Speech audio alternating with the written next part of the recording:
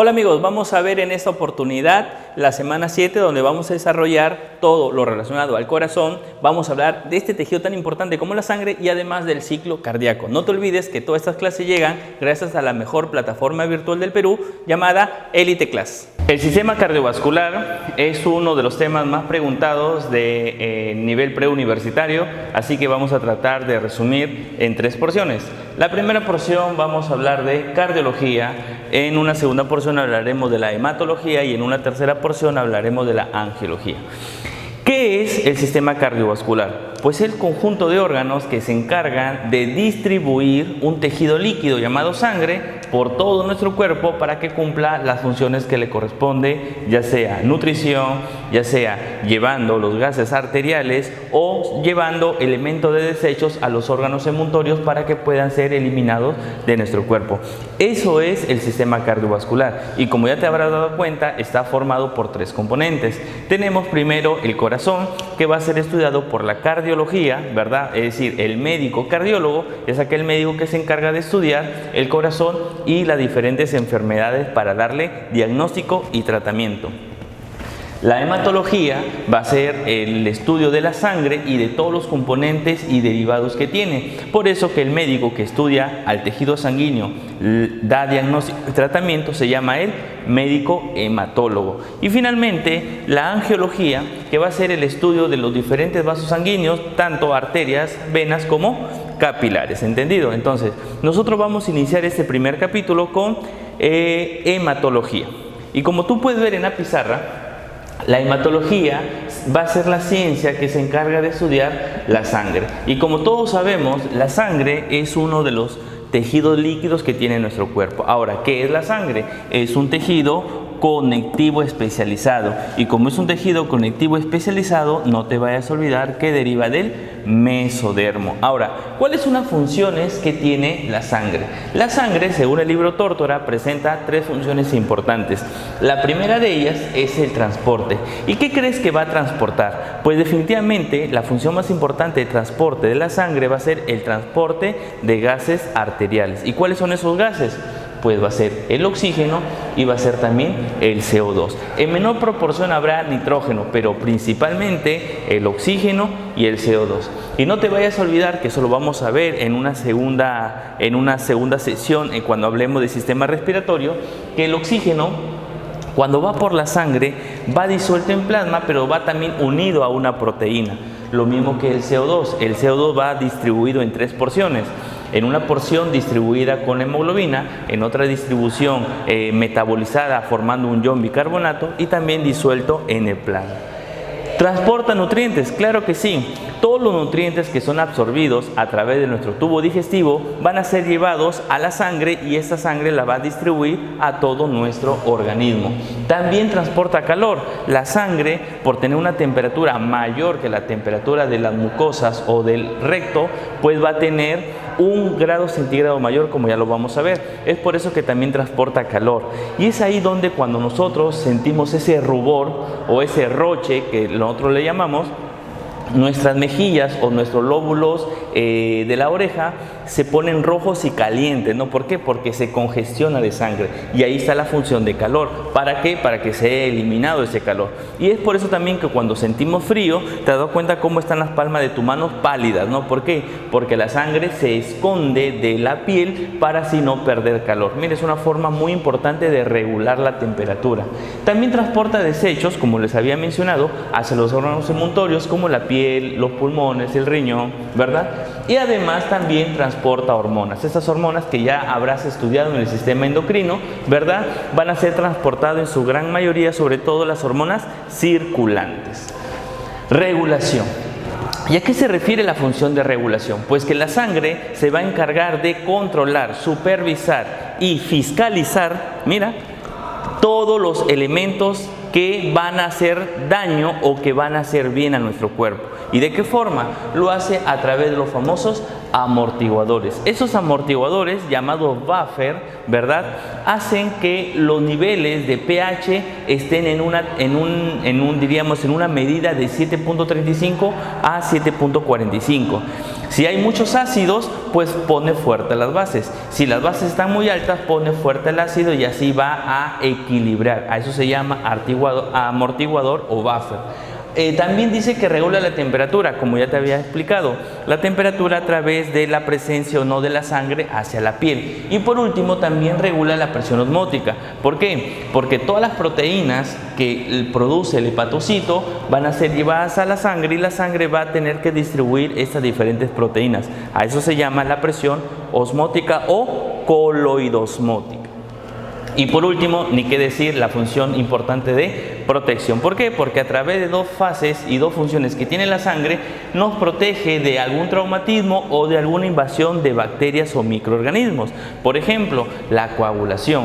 La coagulación va a ser un mecanismo de protección de la sangre. ¿Por qué? Porque cuando un vaso sanguíneo se daña, rompe su pared y este líquido va a fluir afuera de nuestro cuerpo. Y no es correcto que la sangre salga de nuestro cuerpo. Entonces, ¿qué hace nuestro organismo? Coge las plaquetas, hace tapones de plaquetas para evitar que la sangre siga saliendo de ese vaso sanguíneo. A eso se llama coagulación. Y también el otro llamado fagocitosis, que es a través de los glóbulos blancos que nos defiende del ataque de algún microorganismo. Pero ojo, esta función de protección, si no se regula, es decir, si hay un desbalance de esta función, pueden ocasionar daño al contrario. Es decir, que ya no se coagule la sangre, ¿verdad? No se coagule la sangre y la sangre siga saliendo, ¿verdad? Como ocurre en el caso de las personas que sufren de leucemia. O que al contrario, la sangre se empiece a coagular y empieza a formar trombos, ¿no? Trombos para que vayan a los diferentes órganos y evite que la sangre llegue hasta ellos. Y eso se va a llamar la famosa trombosis profunda central, que va a generar que la parte distal de mi cuerpo empiece a dañarse y finalmente se necrosa y van a tener que amputarme, como escuchamos en muchos casos a través de los medios de comunicación. Y obviamente también la famosa sepsis que tú habrás escuchado. Ese es un ataque excesivo de la sangre, donde todo diríamos las defensas de nuestro cuerpo exagera su función para atacar a ese microorganismo. En este caso, por ejemplo, en el COVID-19 hay una tormenta de citoquinas producto de la fagocitosis que al finalmente hace daño a nuestro organismo y termina con el deterioro de los órganos y la pronta muerte del paciente, ¿no? Así que esas son funciones y también algunas características del desbalance de estas funciones. Ahora, ¿cuáles son las características más importantes que tiene esta sangre? Las características más importantes van a ser las siguientes. Número 1, se dice que la sangre es más densa y viscosa que el agua. ¿Por qué? Por la presencia de una proteína. Pregunta de examen. Proteína que le da la viscosidad a la sangre y su nombre es albúmina, ¿no? Entonces, no te olvides que es más viscosa que el agua. Es más, es pegajosa, ¿no? Al tacto es pegajoso, ¿cierto? Y al paso del tiempo se va coagulando. Tiene una temperatura no mayor de 38 grados centígrados. Como tú verás, es un grado mayor que la temperatura de nuestra piel o de las mucosas. Un pH, ya lo habíamos mencionado, de 7.35 a 7.45, o sea, es ligeramente alcalina, ¿no? Ligeramente alcalina. El color de la sangre va a variar dependiendo de la saturación de oxígeno.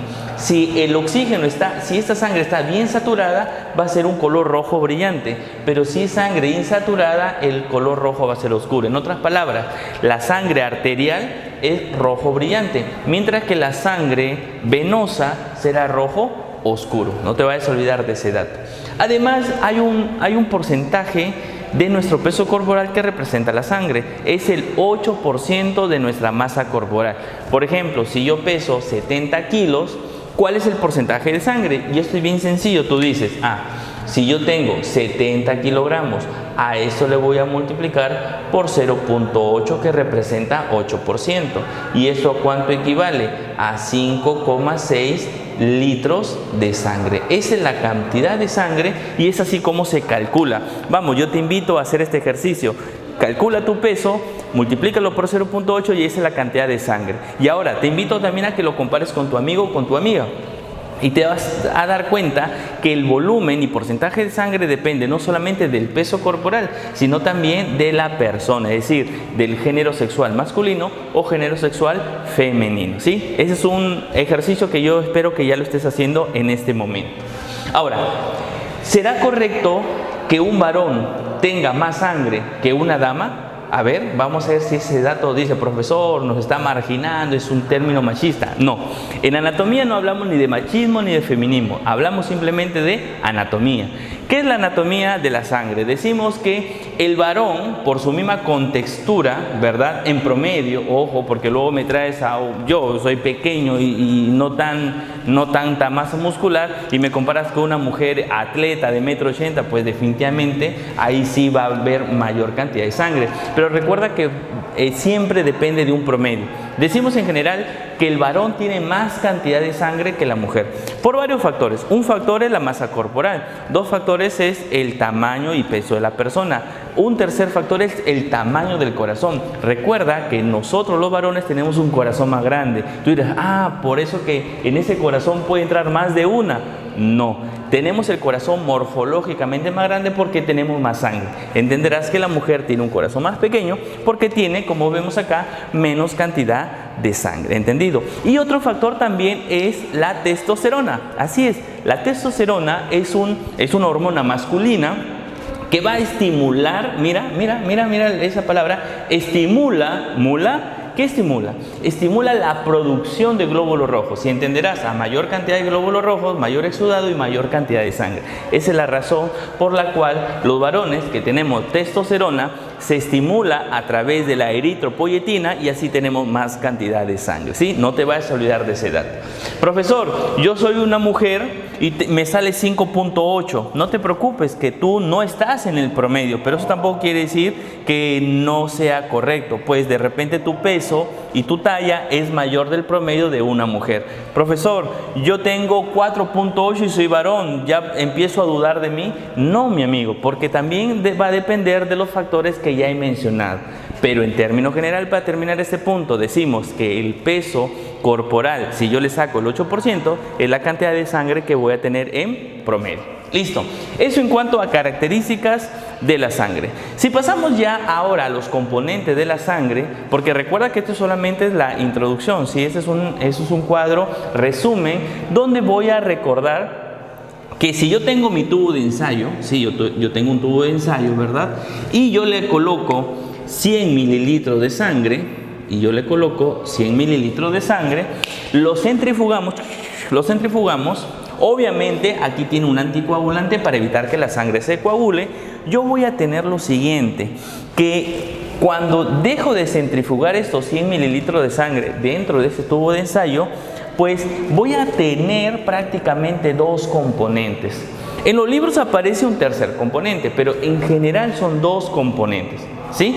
¿Cuál es el primer componente y el más abundante? Es el plasma, o también llamado líquido plasmático, que se da por el exudado de las células propias de la sangre, ¿sí? Entonces, este plasma va a representar el 55% de toda la sangre. Y los elementos que quedan, tanto glóbulos blancos, glóbulos rojos y plaquetas, van a constituir también proteínas, etcétera, van a constituir los elementos formes. Por eso que en términos generales la sangre se compone de plasma y elementos corpusculares, ¿sí? Antiguamente llamadas células sanguíneas. ¿Pero por qué le quitaron el término de células sanguíneas? Porque definitivamente dentro de sus componentes uno de ellos no es una célula, es un fragmento de una célula, y la otra célula no tiene núcleo. Entonces, de las tres solamente una es considerada célula, por eso que ya no se le llama células sanguíneas, sino que actualmente se le llama elementos corpusculares o elementos formes de la sangre, ¿entendido? Pero hay un dato que yo no te he dicho aún. No vayas a pensar que mi problema, ¿sabes qué? Se llamas tú. No, el dato que aún no te he dicho es el siguiente, que la sangre, y eso espero que tú lo grabes bien, es igual, mira, la sangre es igual al plasma, ¿verdad? Al plasma más ¿qué? Más los elementos formes, ¿no? Hasta ahí yo creo que estamos bacán. Pero tú tienes que recordar también que el plasma va a tener dos componentes. Va a presentar un suero y además va a presentar el fibrinógeno. Así tienes que aprenderte, ¿sí? Plasma es igual a suero más fibrinógeno. Ahora tú dirás, profesor, ¿por qué es importante saber que el plasma tiene suero y tiene fibrinógeno? Porque el suero es el componente de la sangre que queda después que la sangre se coagula. Y tú dirás, ¿y por qué la sangre se tiene que coagular? Porque este fibrinógeno se une a los elementos formes y forma el clásico coágulo de sangre. Lo que queda fuera de ese coágulo de sangre se va a llamar suero. En otras palabras, si a este tubo de ensayo yo no le pongo un anticoagulante y lo dejo ahí por media hora, al regreso voy a encontrar todo un tubo de ensayo lleno de un coágulo y por encima voy a encontrar un líquido medio blanco amarillento. Ese líquido, con el coágulo, ese líquido se va a llamar suero.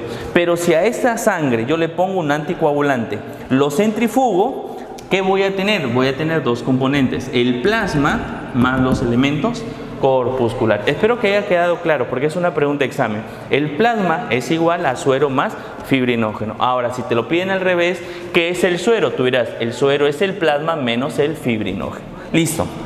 Ahora, el plasma representa el 55% y los glóbulos rojos y el demás elementos formes representará el 45%. Ya vamos a explicar eso en otra sesión.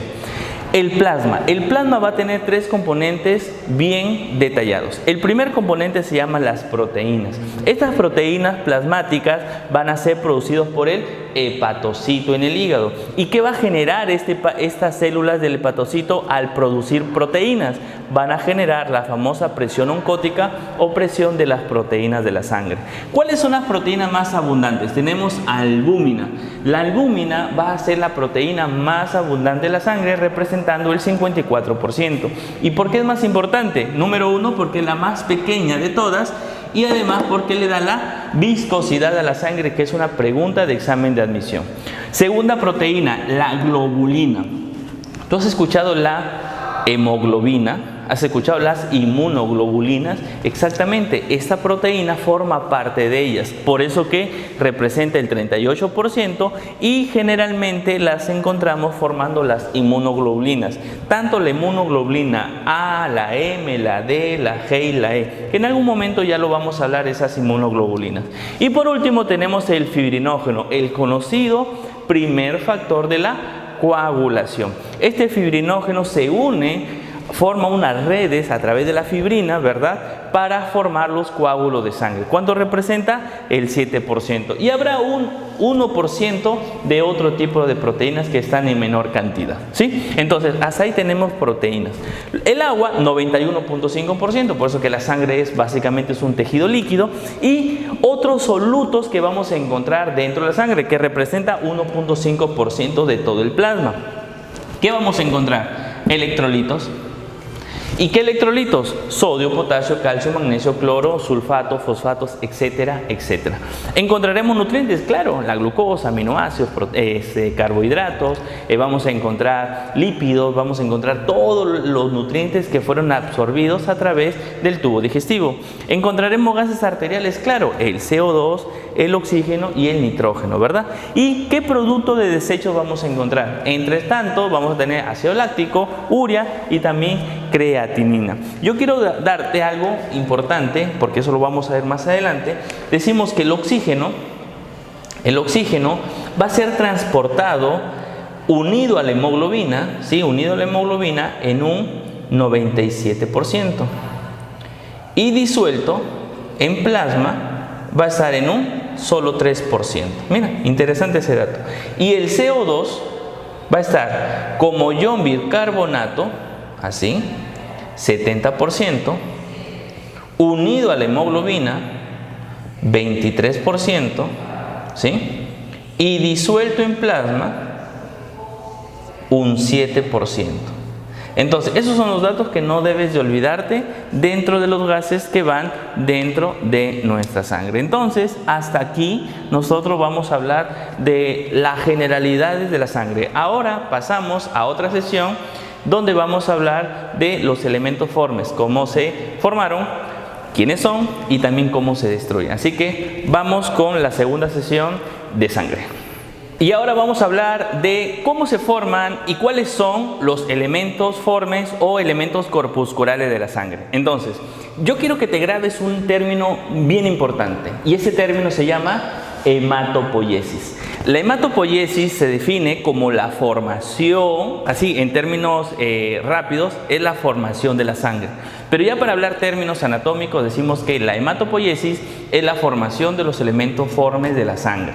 Ahora, ¿dónde ocurre? No te vayas a olvidar que inicialmente ocurre en el saco vitelino los 40 primeros días de la gestación, luego pasa al vaso y al hígado esa función y a partir del cuarto o al quinto mes de gestación ya empieza la médula ósea roja. Entonces, primero saco vitelino, segundo vaso e hígado y tercero la médula ósea roja. A estos órganos se le llama órganos hematopoyéticos.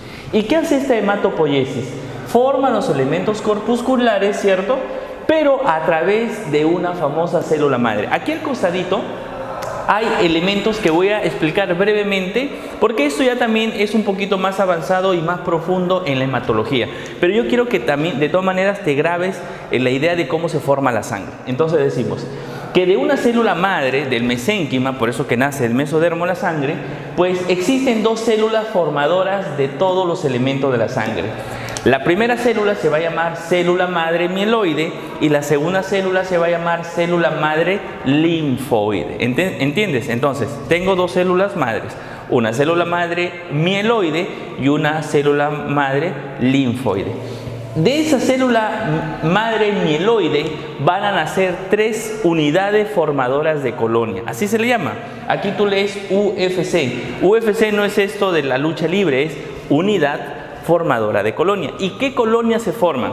La primera, la UFCE, la unidad formadora de colonias eritroides. Quiere decir que de esta unidad van a nacer todos los glóbulos rojos y ahí el nombre eritroide o eritrocito.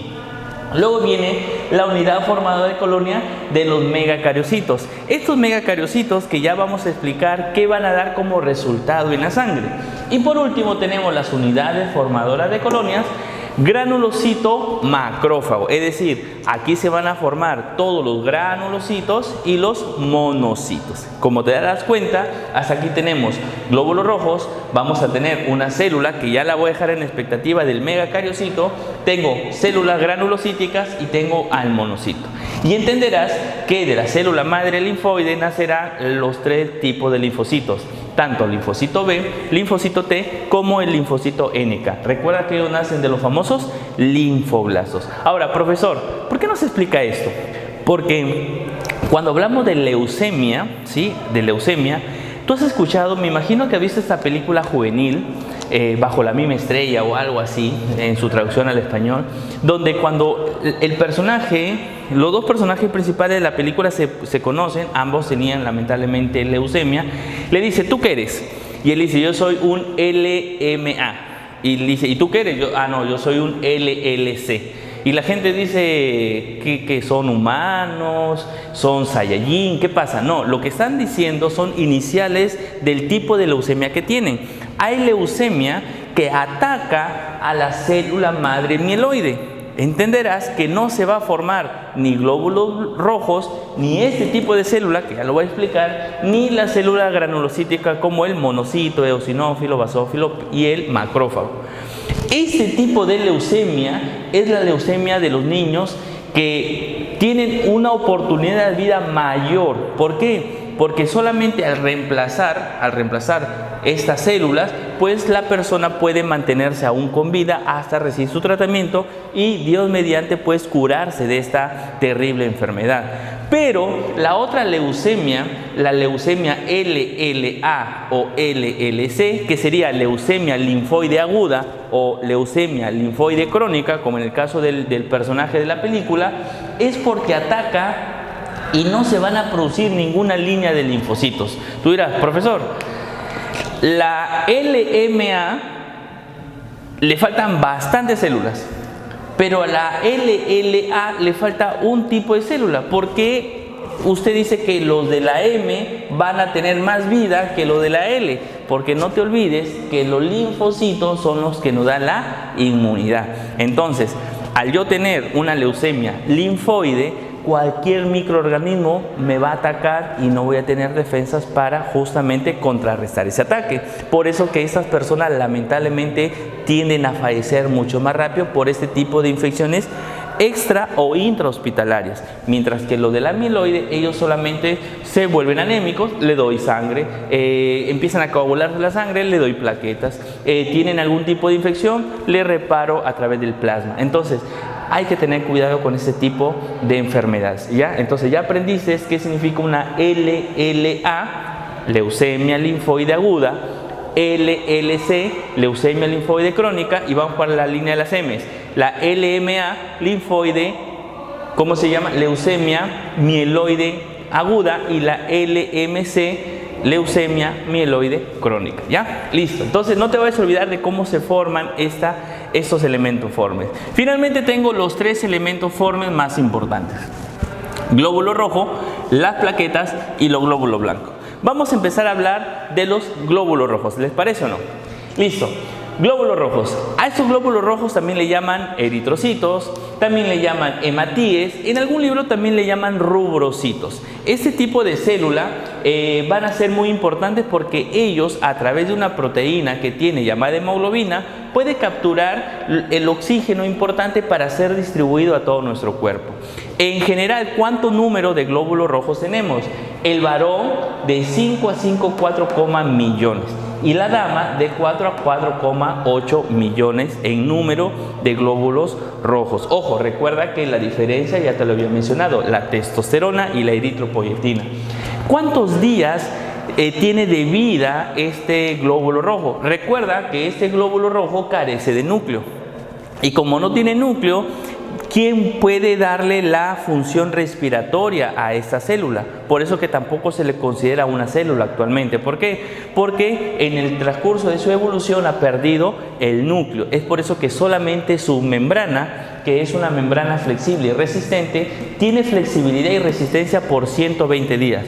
Pasados los 120 días, toda esta membrana flexible y resistente se rompe en el hígado o en el vaso, en la médula ósea roja, y finalmente liberará una proteína que está dentro de ellos. Se dice que cada glóbulo rojo presenta 280 millones de hemoglobina, la cual en su interior presenta una proteína llamada globina, y que a esta a su vez presenta 4 cadenas polipeptídicas. Estas 4 cadenas polipeptídicas se organizan en 2 alfas y 2 betas, todas unidas a una molécula de fierro oxidado al +2, por eso le ponen siempre fierro +2 o ferroso, ion ferroso, y esa va a permitir unir moléculas de oxígeno. Y ahí viene una pregunta de examen de admisión. ¿Qué decía la pregunta de examen de admisión? Es más, siempre viene en biología, pero es de anatomía también. Decimos que ¿cuántas moléculas de oxígeno permite la hemoglobina fijarlo al glóbulo rojo? La respuesta es la misma cantidad de cadenas polipeptídicas. Si yo sé que la hemoglobina presenta 4 cadenas polipeptídicas, pues la sangre va a tener la capacidad de coger 4 moléculas de oxígeno para poder ser transportada por ella. Entonces la respuesta es 4 moléculas de oxígeno, ¿sí? Ahora, ¿qué va a presentar en su membrana? En su membrana va a presentar proteínas, mira, va a presentar proteínas que pueden ser antígenos, ¿sí? En el caso de que sea un ataque de una bacteria, el glóbulo rojo coge el resto y lo expondrá para que así pueda ser identificada por otro elemento. O también puede ser un antígeno propio de, por ejemplo, para ver los tipos de sangre. Si tiene el antígeno A, será sangre tipo A. Si tiene antígeno B, será sangre tipo B. Si tiene los 2 antígenos, será el tipo AB. Pero si no tiene antígenos, será el tipo O. Y es así como se ve el tipo de sangre. Además, también puede presentar una proteína llamada RH. Si presenta la proteína, en este caso se va a llamar RH positivo. Pero si no la presenta, se va a llamar RH negativo. No te vayas a olvidar que el glóbulo rojo es muy importante porque cumple la función de oxigenar a nuestro cuerpo. Es por eso que aquí va a haber dos enfermedades, una llamada anemia y otra llamada policitemia. La anemia será la enfermedad donde la cantidad de glóbulos rojos normales en una persona disminuye, es decir, un varón tiene menos de 5 millones o una mujer tiene menos de 4 millones. ¿Y cuál es la policitemia? El caso contrario, donde hay mayor cantidad de glóbulos rojos dentro de la persona. Tú dirás, profesor, pero ¿no será bueno que tengamos más hemoglobina, más glóbulos rojos? Sí, pero cuando llegas a niveles mayores, aumenta la osmolaridad, aumenta la viscosidad de la sangre y esto puede generar trombos y puede generar una éstasis sanguínea. Y eso sí es un problema para la persona, ¿sí? Así que no te vayas a olvidar de ese dato. Y obviamente, profesor, ¿qué ocurre con este glóbulo rojo después de 120 días? Pues lo que va a ocurrir es que se va a destruir y ese proceso de destrucción se llama hemocateresis. ¿Qué es la hemocateresis? A continuación vamos a ver qué es la hemocateresis. Entonces, la hemocateresis va a constituir un proceso fisiológico donde los glóbulos rojos que pasan el tiempo de vida, que es 120 días, pues va a ser destruidos a través de un sistema de macrófagos que están dentro del hígado, el vaso y la médula ósea roja. Vamos a ver cómo es el proceso, ¿ya? Espero que tú lo entiendas. Para empezar, los macrófagos del vaso, del hígado y de la médula ósea roja, ellos cogen al glóbulo rojo que ya está prácticamente pasado los 120 días. ¿Y qué hacen con él? Lo empiezan a fagocitar. Entonces, la primera fase para la hemocateresis es la fagocitosis de los glóbulos rojos viejos o muertos. ¿Entendido? Una vez que ya se fagocitó, prácticamente el glóbulo rojo va a desdoblarse en dos componentes. La segunda fase va a ser el desdoblamiento del glóbulo rojo. ¿Y en qué se desdobla? Se va a desdoblar en su grupo globina y en el famoso grupo M. ¿Sí? El grupo M y el grupo globina, y es así como se divide la famosa hemoglobina. Ahora, esta hemoglobina va a estar formado por dos componentes, el grupo M y el grupo globina. No te vayas a olvidar de ese dato, ¿sí? Repito. Llegan los macrófagos del vaso, hígado y médula ósea roja, fagocitan al glóbulo rojo viejo y rompen a este glóbulo rojo. Entenderás que queda libre la hemoglobina, ¿cierto? ¿Te acuerdas? La hemoglobina. Esta hemoglobina va a dividirse en sus dos componentes. ¿Cuáles son esos dos componentes? La globina y el grupo M.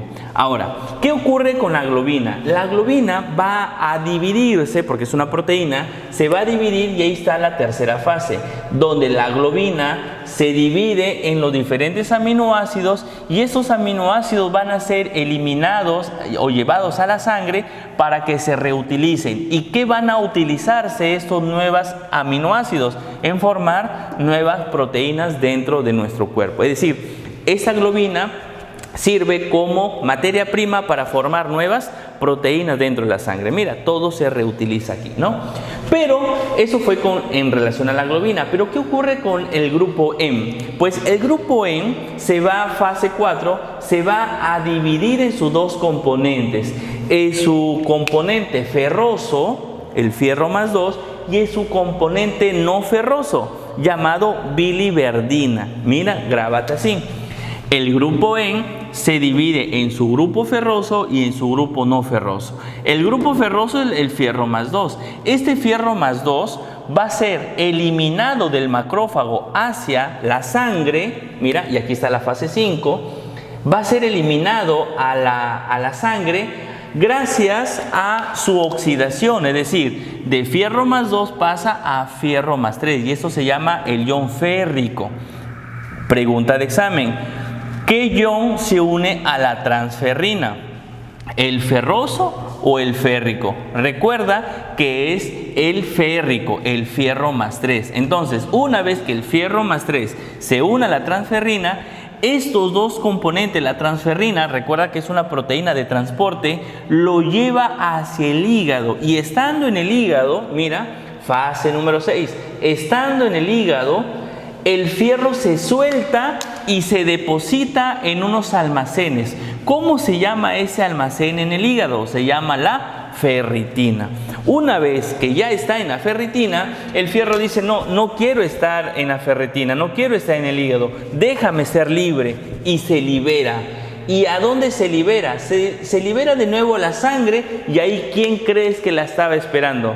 Sí, amiga, la misma condicional, la que lo esperó cuando salió del macrófago, ahora lo espera en el hígado. Mira, ¿no se parece a ti? Esperándolo, ¿no? Que la deje para regresar a tus brazos. Así es la transferrina con el hierro más 3.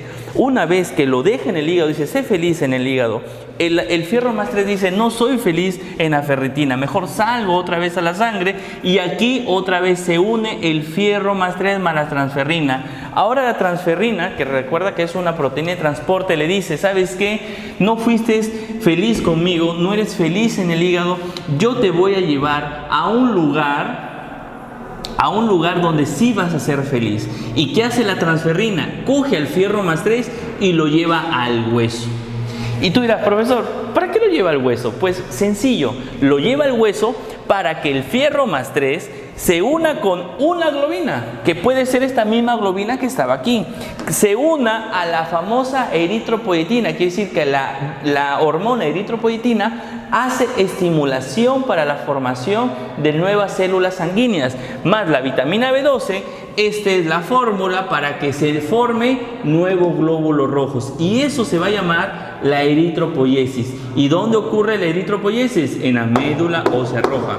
A ver, entonces, habíamos dejado la fase 7 en donde el fierro y la transferrina vuelven a unirse, y esta fase se lleva aquí, se lleva a cabo para irse al hueso. En el hueso el fierro más 3, globina, más la EPO, más la vitamina B12, ¿qué me va a dar como resultado? La formación de nuevos glóbulos rojos. Eso se va a llamar la eritropoiesis, que ocurre en la médula ósea roja.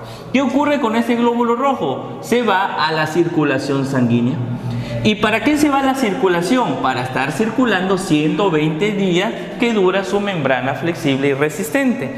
Una vez que transcurren los 120 días, ¿qué crees que ocurre? El ciclo vicioso vuelve a su inicio, es decir, el glóbulo rojo viejo y acabado y muerto será fagocitado por los macrófagos del vaso, hígado y médula ósea roja, y empezará toda la cadena que habíamos dejado al inicio. Pero espera, tú dirás, profesor, ¿hay un final feliz para la globina y para el fierro más 3? Claro, la globina hará nuevas proteínas, el fierro más 3 hará nuevos glóbulos rojos. Pero ¿qué ocurre con la biliverdina que la habíamos dejado aquí? El grupo no férrico. Este grupo no férrico llamado biliverdina, pues empezará su fase número 11. ¿Y qué ocurrirá en la fase número 11? Que la biliverdina se va a transformar en bilirrubina. Profesor, esa bilirrubina de la canción, sí, esa bilirrubina de la canción. La biliverdina, recuerda que se transforma en bilirrubina dentro del macrófago. ¿Y qué hace el macrófago? Lo suelta. Ojo, para mí, este punto verde va a ser bilirrubina, ¿sí? Es decir, la bilirrubina, ¿a dónde es transportado? A la sangre. Y de la sangre, entonces viene la fase número 12. Donde la bilirrubina del macrófago se va a la sangre, y ¿hacia dónde se dirige? Hacia el hígado. ¿Para qué? Para que luego la vesícula biliar a través de la bilis elimina ¿quién? Recuerda quién era el punto verde, la bilirrubina. Entonces, a ver, para el que se está perdiendo, el grupo su grupo no férrico, biliverdina. La biliverdina se transforma en bilirrubina. Esa bilirrubina es transportada a la sangre hacia el hígado para que lo elimine la bilis a través del conducto de la vesícula biliar. ¿Qué ocurre con esa bilirrubina? Mira, la bilirrubina se manda al intestino delgado, y esta misma bilirrubina es transportada al intestino grueso. ¿Para qué? Para que las bacterias del intestino grueso cogen a la bilirrubina y la van a transformar en un compuesto llamado urobilinógeno. Ahora tú dirás, profesor, ¿y para qué sirve el urobilinógeno? Para que siga por su transporte para las heces, o sea, darle color a las heces, y a ese componente se va a llamar estercobilina, pero también una parte del urobilinógeno es absorbido a la sangre y es excretado por el riñón. En el riñón se metaboliza y forma la famosa urobilina, que le da el color amarillento a nuestra orina. Entonces, mira dónde termina la hemoglobina, formando el color de la sangre, de la orina, y formando el color de las heces. Es así, amigos, como se elimina y se realiza el proceso llamado hemocáteresis. Así que vamos a regresar a la pizarra de elementos formes.